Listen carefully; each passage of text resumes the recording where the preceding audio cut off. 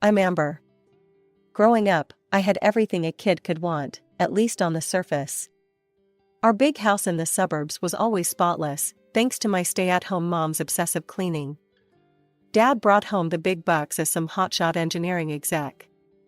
My little brother Jake and I went to the fanciest private school in town. But all that glitz and money couldn't make up for what was missing: my parents' love and attention. From the day Jake was born, it was clear he was the golden child. Mom and Dad fawned over his every move, while I faded into the background. When Jake started playing hockey at age 5, you'd have thought he'd just won Olympic gold from how our parents reacted. "That's our future NHL star," Dad would crow to anyone who'd listen. "Mark my words, Jake's gonna be the next Gretzky." Meanwhile, I'd be sitting there with my straight-A report card, not even warranting a good job, kiddo. But hey, that's life when you're the less-loved child, right? As the years went by, Jake's hockey obsession only grew, fueled by our parents' relentless push for him to succeed. They poured obscene amounts of money into the best gear, private coaches, and elite summer camps. Jake lived and breathed hockey, his entire identity wrapped up in being the next big thing. Don't get me wrong, I loved my brother. Jake was a good kid, even if he could be a brat sometimes. It wasn't his fault our parents put him on such a pedestal. But as I watched him lace up those $500 skates while I was still wearing hand-me-downs, I couldn't help but feel a twinge of resentment. Little did I know, those feelings would only intensify in the years to come. As I headed off to college and started building my own life, Jake's hockey career would continue to dominate our family dynamic. But I'm getting ahead of myself. Let's back up a bit. Despite feeling like a perpetual afterthought at home, I managed to carve out my own path. I busted my ass in school and landed a spot at a great college, studying interior design. It was my passion, the one thing that was truly mine, not tainted by Jake's shadow. College life was a whirlwind of new experiences and freedom. I threw myself into my studies, determined to make the most of this opportunity to forge my own path. The constant weight of being the less favored child seemed to lift a little with each passing day away from home. I rarely called my parents, and when I did, the conversations were brief and superficial. It wasn't until my junior year that I got a real update on what was happening back home, and it wasn't pretty. "Amber, you won't believe this nonsense," Mom huffed during one of our infrequent calls. "Jake's coach is being completely unreasonable. He's barely letting Jake play." I rolled my eyes, thankful she couldn't see me through the phone. "Oh, what's going on? Your brother is 16 now, and suddenly he's not getting the ice time he deserves. We've invested so much in his training, and now he's just warming the bench. Your father and I have tried talking to the coach, even the team owner, but they won't listen." Time marched on, and before I knew it, I was donning my cap and gown, ready to graduate. As I scanned the crowd for my family, I spotted them easily. They were the ones looking distracted and checking their phones every few minutes. After the ceremony, I made my way over to them, diploma in hand and a proud smile on my face. "Congrats, sweetie," Dad said, giving me a quick hug. "Listen, we can't stay long. Jake's got a big game tonight, and we promised we'd be there early to talk strategy with his coach." I watched them hurry away, my graduation gown suddenly feeling heavy on my shoulders. Same old story, different day. A few months later, I was settled into my new apartment and starting my dream job as an interior designer. I loved every minute of it, the creativity, the challenge, the satisfaction of seeing a space transform under my vision. One evening, as I was sketching out ideas for a client, my phone buzzed with a text from Mom. "Jake's contract wasn't renewed. He's devastated. Your father's looking for an agent to find him a new team. Please call your brother, he won't talk to anyone." I stared at the message, a mix of emotions swirling in my chest. Part of me felt bad for Jake, I knew how much hockey meant to him. But another part, a part one wasn't proud of, felt a twinge of satisfaction. Maybe now my parents would realize that there was more to life than hockey. I didn't call Jake that night. Or the next.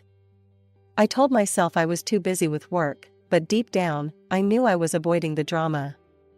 It was easier to stay focused on my own life, on building the career I'd always dreamed of. Weeks turned into months. I heard snippets from my parents about Jake's ongoing search for a new team, about the agents and trials and constant disappointments. But it all felt distant, like news from another world. I threw myself into my work, taking on more clients and pushing myself to new creative heights. My designs were getting noticed, and I was building a solid reputation in the field. Just when I'd resigned myself to focusing solely on my career, love came knocking in the form of Eric. We met at a client's housewarming party. He was the charming guy who spilled red wine on the pristine white carpet I'd so carefully selected. As I helped him clean up the mess, we got to talking, and before I knew it, we'd spent the entire evening in our own little bubble. Our relationship blossomed quickly. Within 6 months, we were practically inseparable. By our first anniversary, we decided to move in together. Those 2 years of cohabitation were filled with laughter, love, and the kind of domestic bliss I'd always envied in others, but never thought I'd have for myself. On my 25th birthday, Eric took me out for what I thought was a simple celebratory dinner. As we strolled through the park after our meal, he suddenly dropped to one knee, pulling out a small velvet box. As Eric slipped the gorgeous ring onto my finger, I felt a surge of joy, and then a familiar pang of anxiety. How would my parents react? Would they even care? To my surprise, when I called to share the news, my parents seemed genuinely excited. They insisted on meeting Eric right away, and even offered to host a dinner for us.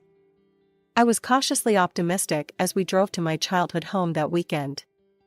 The dinner started off well enough. My parents welcomed Eric warmly, and for once, I felt like the center of attention. But as the main course arrived, the conversation took an all too familiar turn.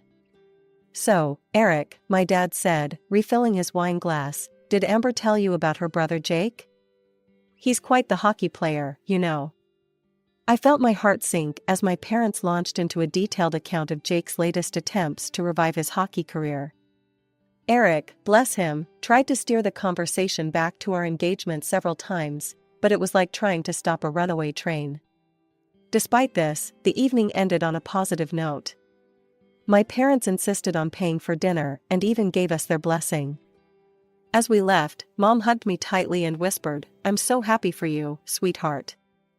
Let's get together soon to start planning, okay?" Over the next few weeks, I found myself in a whirlwind of wedding preparations. To my amazement, my mother became my constant companion in this journey.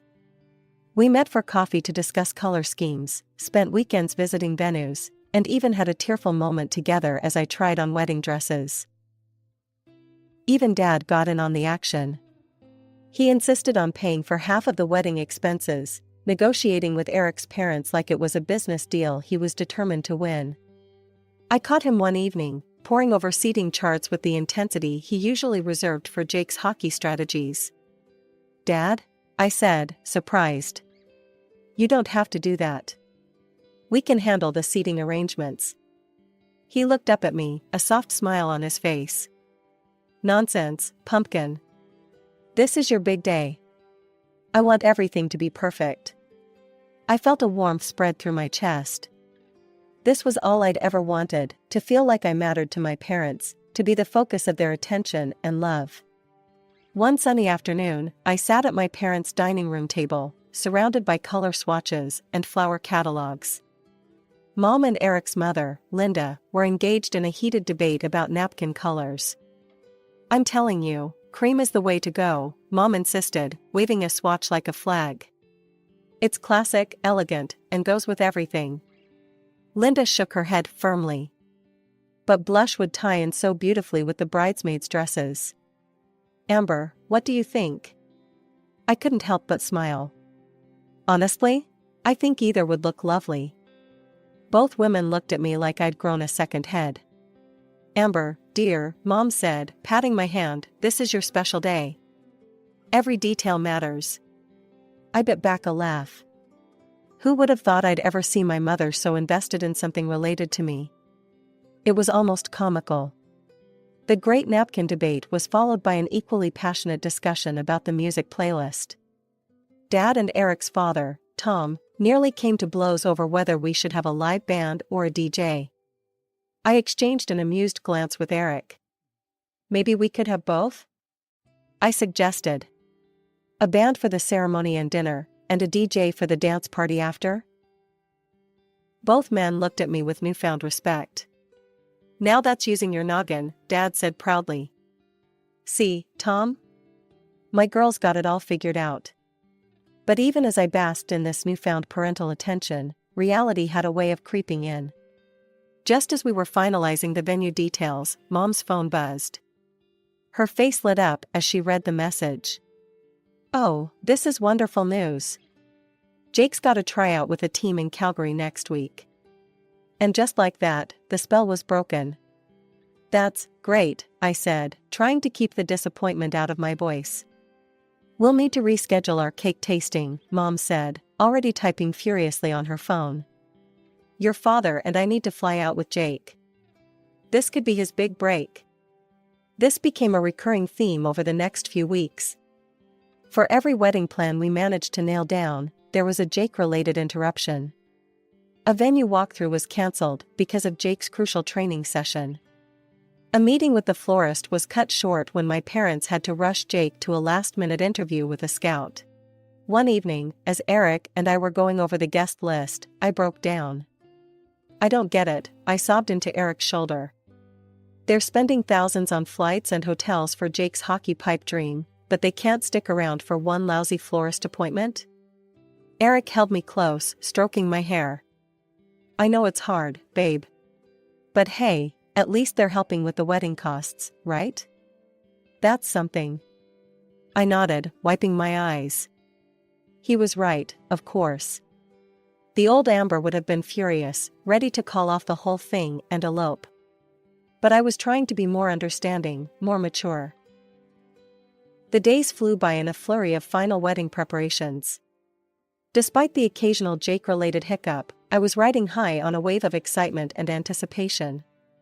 Everything was falling into place, the venue was perfect, the flowers were ordered, and my dress fit like a dream. I could almost taste the happiness that awaited me on my big day.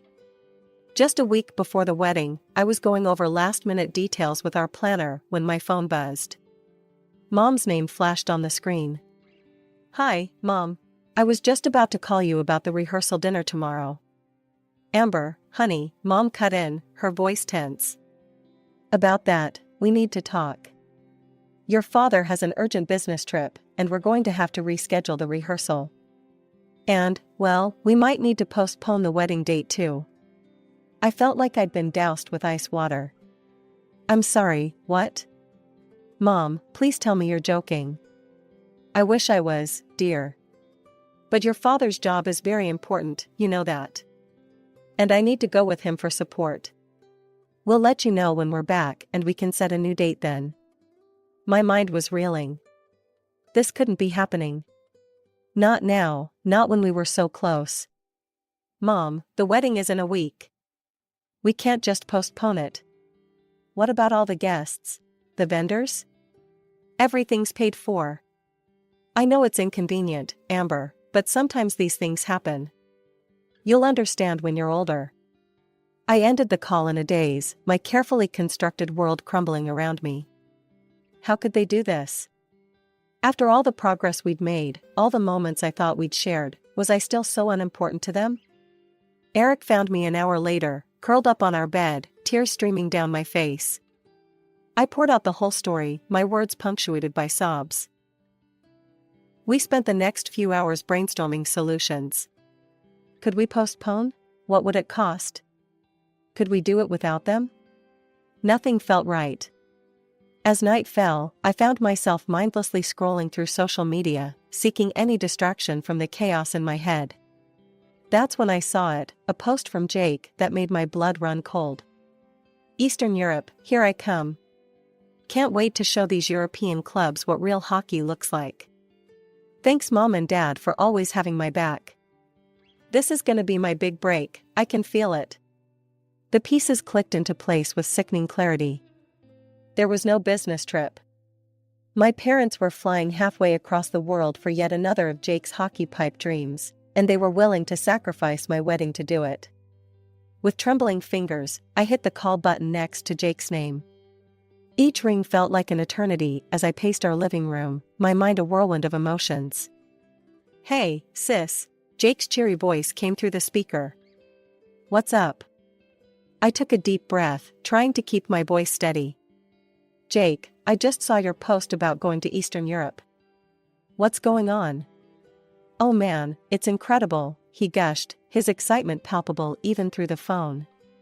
"Mom and Dad are the best, you know? They're paying for everything, the flight, my agent, a swanky hotel. They're even coming with me for support. Can you believe it?" My heart sank. So it was true. "When exactly are you going?" I asked, dreading the answer. "We leave next Friday. The tryouts start on Sunday, and..." "Next Friday?" I cut him off, my voice rising. "Jake, that's my wedding day." There was a pause, then Jake chuckled. "Oh yeah, I forgot about that. Well, you can always reschedule, right? This is a once-in-a-lifetime opportunity for me." I felt like I'd been slapped. "Reschedule? Jake, it's my wedding. How can you even suggest that?"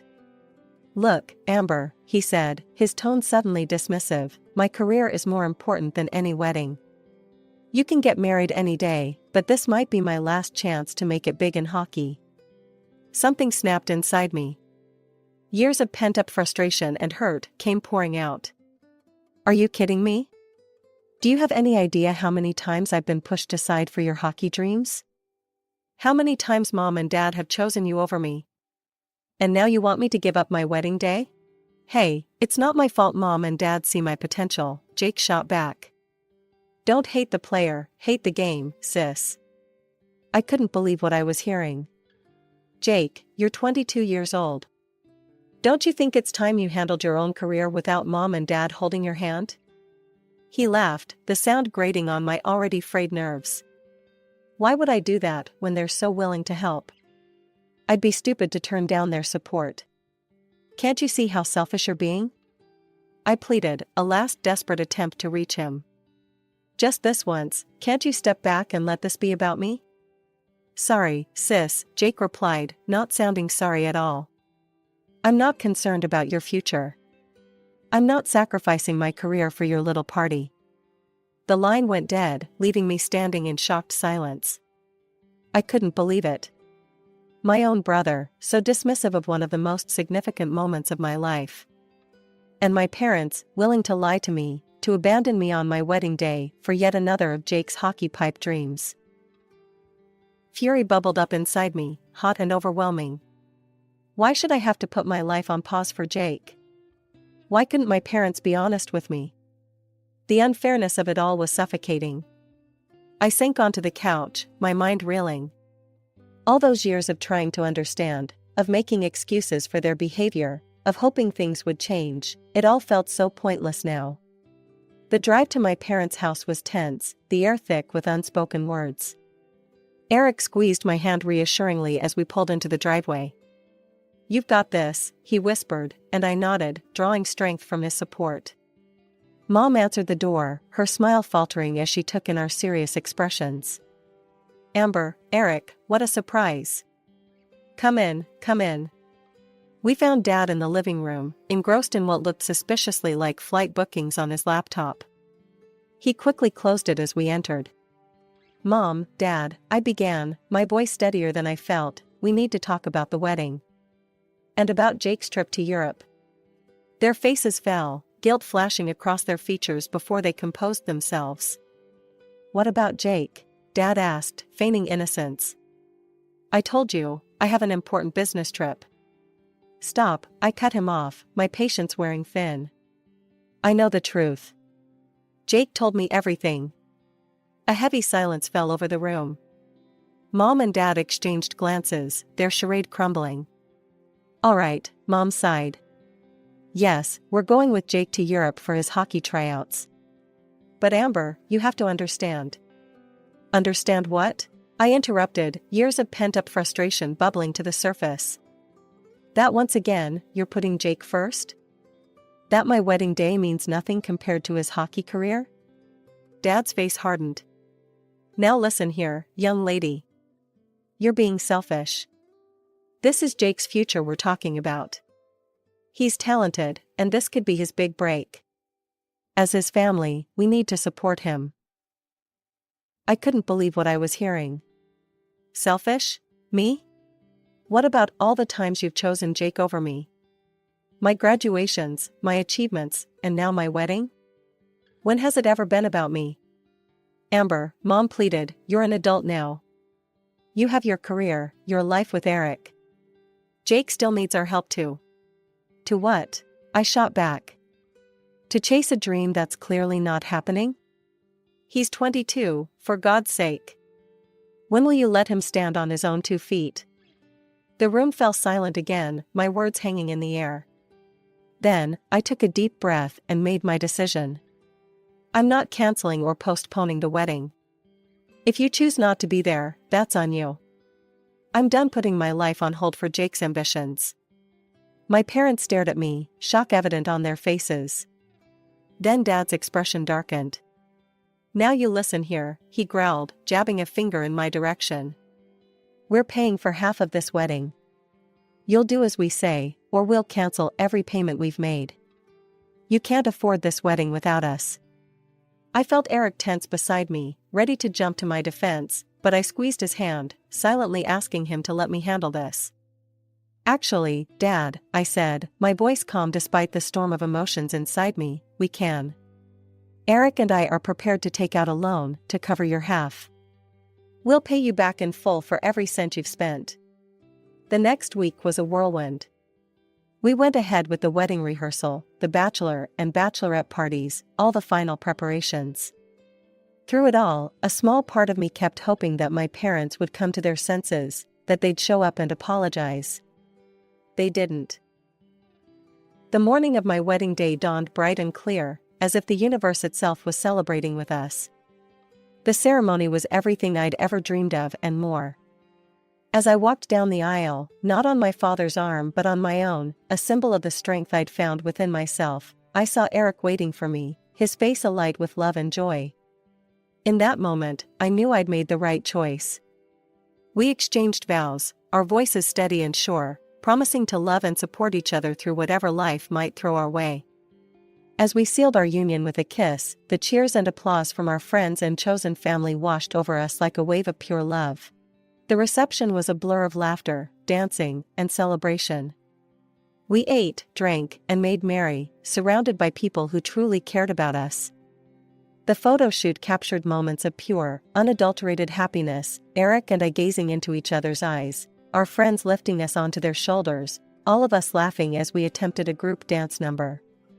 It wasn't until a week after we returned from our honeymoon that reality came knocking. My phone lit up with my mother's number. Amber, sweetie, her voice came through, sounding tired and strained. We're back from Europe. Can we meet? We need to talk. I took a deep breath, steeling myself. No, Mom.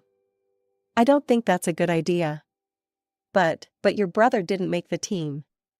He's devastated, Amber. He needs his big sister right now. I closed my eyes, fighting back the familiar urge to cave in, to be the understanding one once again.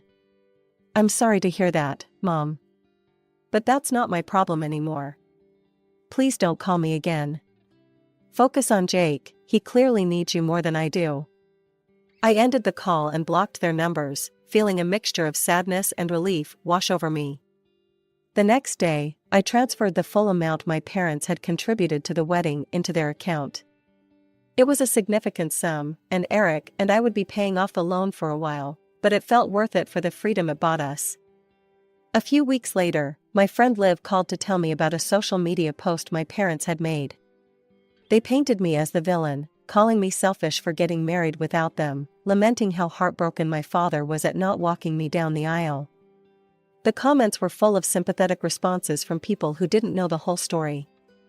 But then, my cousins and aunts and uncles, the ones who had been there, who had seen the years of neglect and favoritism, they stepped in. They shared the truth, calling out my parents for their behavior, for consistently putting Jake's interests above mine. I was touched by their support, but I didn't engage. That chapter of my life was closed. Months passed, and life settled into a beautiful new rhythm. Eric and I threw ourselves into our careers, traveled, and made plans for our future. When we found out we were expecting our first child, our joy was untainted by family drama. Occasionally, news of Jake and my parents would reach me through the family grapevine. Jake had started drinking heavily after his hockey dreams fell through. My parents were frantically trying to fix him, dragging him from one therapist to another. Part of me felt sorry for them, for the mess they'd created with their favoritism and enabling. But a larger part of me knew it wasn't my burden to bear. As I sat in the nursery Eric and I had lovingly prepared for our baby, my hand resting on my growing belly, I realized something profound. The family I'd always longed for, the love and support I'd craved, I was creating it right here, right now.